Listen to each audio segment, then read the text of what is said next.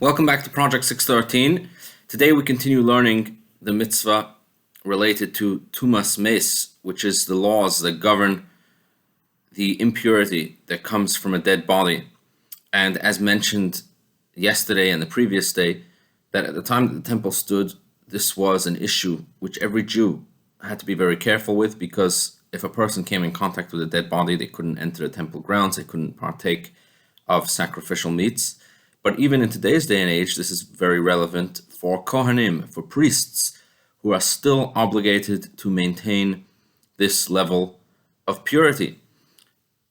Now, we mentioned yesterday that the type of impurity that a person can get from being in contact with a dead body is from the most severe types of impurity. And today we will learn 3 different ways that a person can contract this sort of impurity. The first way is simply by touching the dead body. This in Hebrew is called Maga, which literally means touching. The second is called Masa. Masa means carrying. So for those that carry the dead body, even if they're not touching it, but from carrying it, that itself will cause the transfer of the impurity from the dead body to the person. And the third, which is the most unique and shows how severe this type of tuma is called tumas Ohel. Ohel literally means a tent.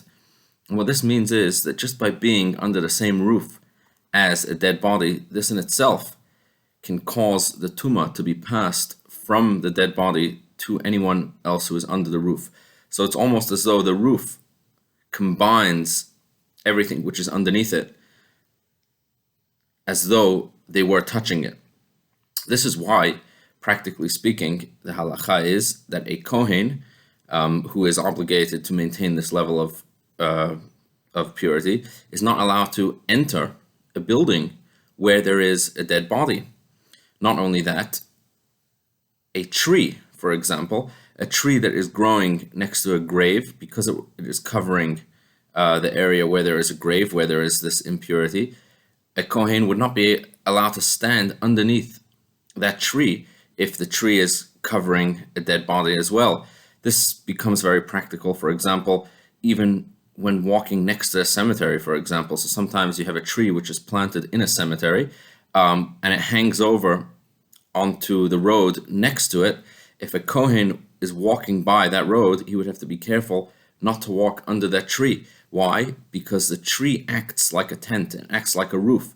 And since it is covering both the kohen as well as the grave, this would transfer tuma, this would transfer this sort of impurity to the kohen as well. So here again we see a practical example of how these laws are very relevant until this very day.